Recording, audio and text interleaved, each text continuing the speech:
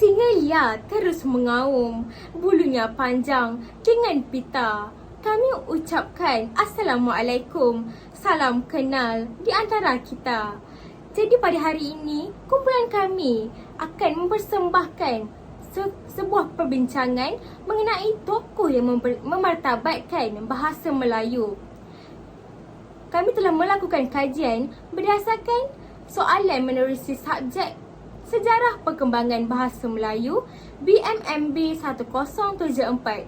Jadi, kami telah memilih dua tokoh yang begitu berperanan penting dalam memartabatkan bahasa Melayu.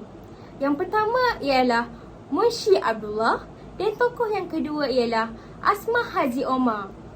Tak kenal maka tak cinta. Jadi izinkan saya memperkenalkan ahli kumpulan saya.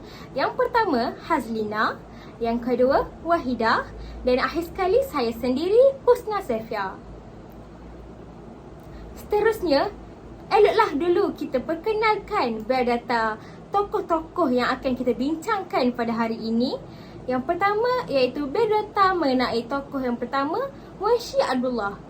Jadi nama sebenar Munshi Abdullah ini ialah Abdullah Abdul Kadir Munshi atau dikenali sebagai Abdullah Munshi yang dilahirkan pada 1796 dan meninggal dunia pada 1854. Beliau merupakan seorang penulis kelahiran Melaka.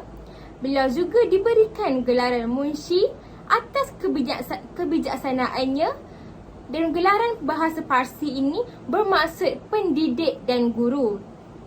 Munshi Abdullah ini lahir pada Ogos 1796 di Kampung Pali. Namun kini kampung itu dikenali sebagai Kampung Ketik di Bandaraya Melaka. Beliau seorang yang berketurunan Kacukan Jawi, peranakan hasil perkahwinan Tamil dan Hadrami Yaman melalui seorang datuk.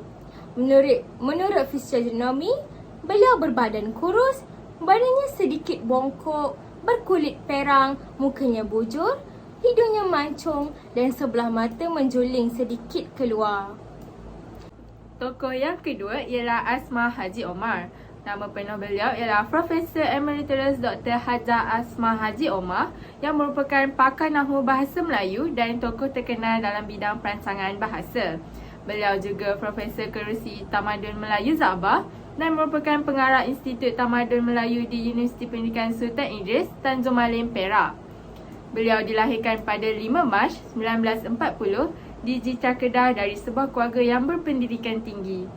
Pada tahun 2000, Datuk Profesor Dr. Hajar Asmah menerima anugerah gelaran Doktor Persuratan dari Universiti Malaya kerana sumbangannya yang amat besar dalam bidang kesarjanaan ilmu linguistik di Malaysia. Seterusnya, saya akan menyerahkan perbincangan ini kepada sahabat saya Hazlina. Baiklah, saya akan menerangkan tentang persamaan kedua-dua tokoh ini iaitu Munshi Abdullah dan Asmah Haji Omar. Persamaan mereka yang pertama ialah kedua-dua tokoh ini menerbitkan buku sebagai rujukan masyarakat. Buku yang diterbitkan oleh mereka mengandungi banyak nilai moral yang boleh diteladani untuk masyarakat pada zaman dahulu. Yang kedua pula ialah kedua-dua tokoh ini mengkaji nahwu bahasa Melayu. Mereka mengkaji nahwu bahasa Melayu sehingga berjaya menerbitkan banyak buku yang boleh dijadikan rujukan untuk masyarakat dan panduan peraturan untuk mereka dalam penggunaan bahasa Melayu. Kedua-dua tokoh ini meneroka pemikiran orang Melayu. Mereka turut melibatkan orang Melayu dalam aspek untuk menjadikan buku tersebut. Pelibatan orang Melayu adalah amat penting bagi menunjukkan keadilan dalam buku tersebut. Yang keempat, kedua-dua tokoh ini menguasai bidang bahasa Melayu yang hebat. Misalnya, Asmah Haji Omar ialah ahli Akademik Universiti Malaya pada tahun 1963 sehingga persaraan beliau sebagai Timbalan Naib Kansler Universiti Malaya. Seterusnya, saya akan membincangkan tentang banding beza peranan dan pemikiran tokoh dalam memartabatkan bahasa Melayu. Terlebih dahulu, biarlah saya ingin berpantun yang berjudulkan Bertuturlah dalam bahasaku. Burung tempuau terbangnya rendah hingga sebentar di dahan sana. Bahasa Melayu, bahasa yang indah, terungkap kata 1000 makna. Si dara ayu berbaju merah, kerongsang bertatah permata nilam. Bahasa Melayu tercatat sejarah, luas tersebar seluruh alam.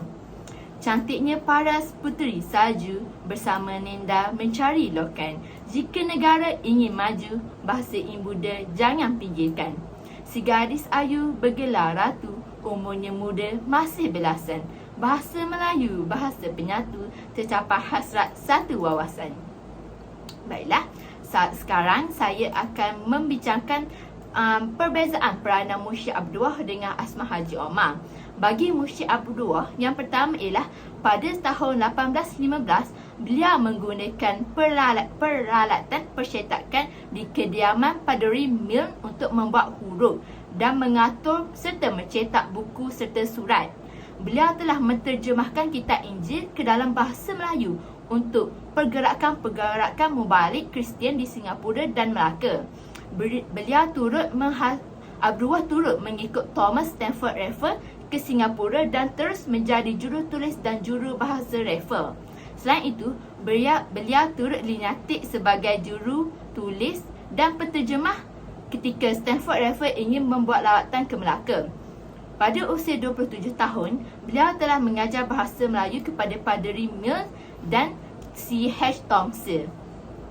Beliau diberi tugas untuk mengumpul sastra Melayu lama untuk Raffles, untuk membawa pulang ke England serta mengkaji adat Cina dan masyarakat Jakun, contohnya seperti hikayat dan syair dan serta kitab.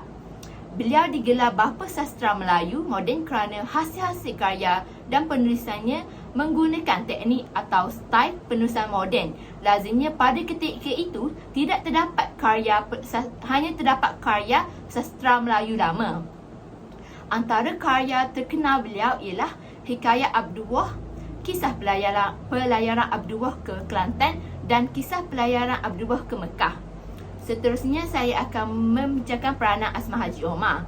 Yang pertama, beliau telah menulis buku-buku dalam bidang tata bahasa yang dijadikan sebagai rujukan orang Melayu pada masa kini.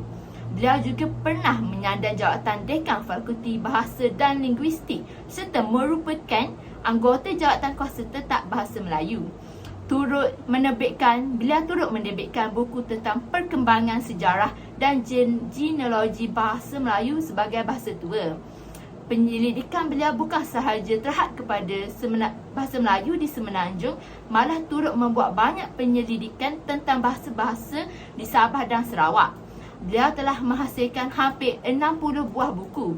Pencapaian tersebut telah berjaya menempatkan nama Asmah Haji Omar sebagai pendeta bahasa yang menjadi rujukan para bahasa dan golongan akademik. Antara karya terkenal beliau ialah Nahwu Melayu Mutakhir, Morfologi Sintaksis Bahasa Melayu dan Indonesia dan banyak lagi. Terusnya, saya akan menyerahkan perbincangan ini kepada Cik Wahida. Sebelum saya meneruskan perbincangan, eloklah jika saya mendeklamasikan sebuah sajak yang bertajuk Bahasa. Bahasa menunjuk ajar, boleh juga kepalang ajar. Bahasa boleh menunjuk, boleh juga merajuk, ada juga dibuat pujuk. Bahasa adalah indah, terbina dalam sekata, terhurai dalam fikiran, terjelma dalam ucapan, hingga membentuk tamadun bangsa. Tapi sayang, tatkala bahasa disalahguna oleh lidah bercabang dua, segala yang indah menjadi nista, binasalah badan seluruh anggota, bagai bunga kembang tak jadi. Seterusnya, saya akan menerangkan mengenai pemikiran Muhyiddin Abdullah. Yang pertama, dari aspek adat dan kepercayaan. Beliau menentang adat dan kepercayaan usang, terutama kepercayaan karut marut dan bertentangan dengan Islam. Sebagai contohnya, beliau merasakan tidak munasabah bagi orang kampung apabila melalui kawasan diraja, mereka dilarang berpayung, memakai kasut dan berpakaian kuning yang kononnya akan mendatangkan kecelakaan jika dilakukan walaupun tidak berasas. Seterusnya, dari aspek pemodenan, kemodenan disesuaikan dengan acuannya sendiri yang masih mengekalkan kepentingan Islam dalam menguruskan kehidupan. Dari aspek ilmu pengetahuan pula, dalam Hikayat Abdullah, ditekankan usaha dan cara mendapatkan ilmu dan kepentingannya. Melalui kisah pelayaran Abdullah, beliau menekankan betapa pentingnya anak raja dalam menuntut ilmu. Pemikiran Munshi Abdullah dari segi ekonomi pula. Beliau menyatakan kesilapan yang diamalkan sistem ekonomi tradisional pada negeri biasa dan negeri kolonial dalam pelayaran ke Kelantan. Seterusnya, dari aspek keadilan, Abdullah mempertikaikan konsep perbezaan taraf di dalam amalan sistem masyarakat Melayu ketika itu. Pada ketika itu, golongan ini membolehkan kalangan kelas bangsawan berbuat apa sahaja kepada kelas bawahan, iaitu ibarat hamba kepada golongan bawahan.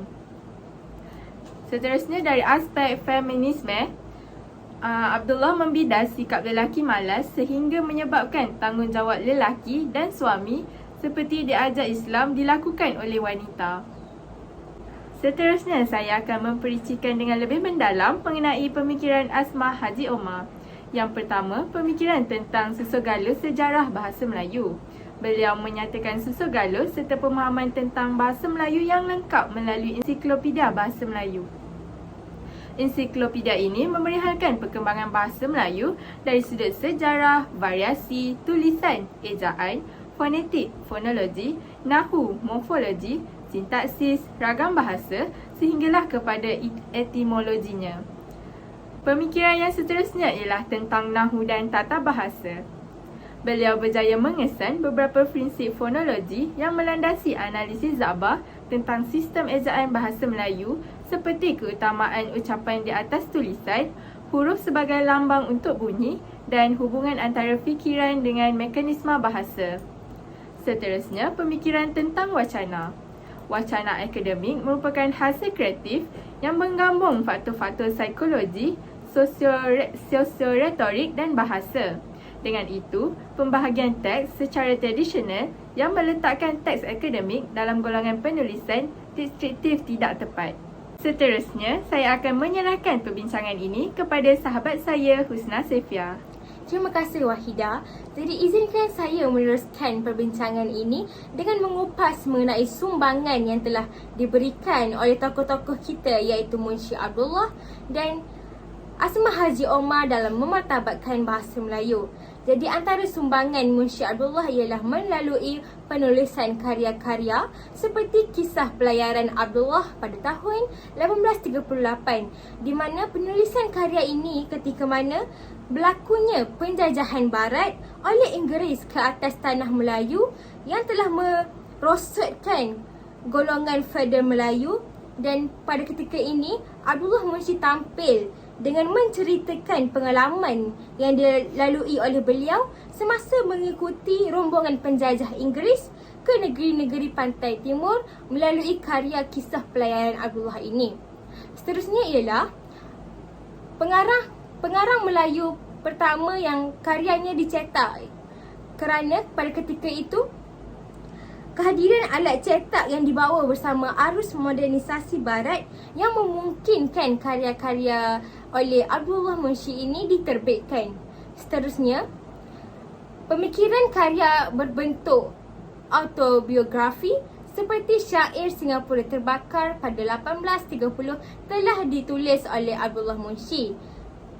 Dan akhir sekali ialah beliau telah mencipta pembaharuan dalam karya beliau melalui istilah Inggeris. Antara perkataannya ialah polis dan college, di mana pada ketika ini penyebaran agama Kristian yang dibawa oleh mubalih-mubalih dari barat turut membawa ilmu-ilmu barat sehingga kan telah melemahkan kuasa golongan feodal. Jadi Abdullah Munshi telah bertindak dengan belajar dengan beberapa orang paderi seperti Thomson dan juga Mill dengan menerima tempias keilmuan barat bagi mencipta pembaharuan terhadap karya beliau. Seterusnya, di sini dapat kita lihat ayat daripada karya Abdullah Munshi, iaitu dan lagi dijauhkan Allah berdekatan raja-raja, kerana orang yang hampir kepada raja itu seperti bersahabat dengan ular yang bisa, maka selah sedikit dipagutnya biji mata, yang mana Abdullah mesti cuba menyampaikan kezaliman raja pada zaman ini. Seterusnya kita teruskan dengan sumbangan yang telah dihulurkan oleh Asma Haji Omar. Yang pertama, Asma Haji Omar telah dinobatkan sebagai pendeta bahasa, yang mana beliau telah menerbitkan 60 buah buku, sebagai contoh Essays on Malaysia Linguistics dan Bahasa dan Alam Pemikiran Melayu. Selain itu, beliau juga telah membuat tesis menerusi The Iban Language of Sarawak, menerusi penyelidikan kajian beliau mengenai orang asli di Sabah, dan karya seterusnya ialah The Malay Peoples of Malaysia and Their Language. Seterusnya ialah beliau juga menyatakan teori beliau mengenai pergerakan bahasa Australia menerusi buku Encyclopedia Bahasa Melayu. Di samping itu, beliau juga telah membuat penyelidikan terhadap manuskrip lama dan karya agung, sebagai contoh karya Aqaid Al-Nafasi, dan akhir sekali beliau juga bergiat dalam bidang akademik dan kesarjanaan, seperti mana beliau telah menganggotai agensi dan jawatan penting dalam membina bahasa Melayu moden pada masa ini. Sebelum saya mengakhiri perbincangan pada hari ini, izinkan saya menyampaikan satu syair yang dikarya khas oleh Munshi Abdullah yang berjudul Singapura Terbakar. Serta terpandang api itu menjulang, rasanya arwah ku bagaikan hilang, dijilatnya rumah serta barang-barang, seperti anak ayam disambar helang.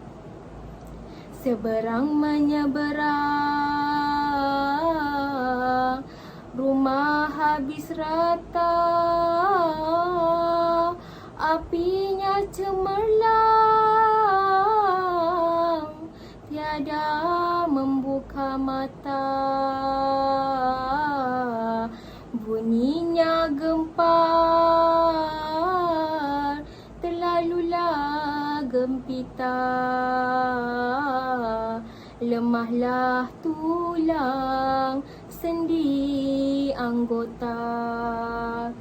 Pakaianku menyalala seperti kertas,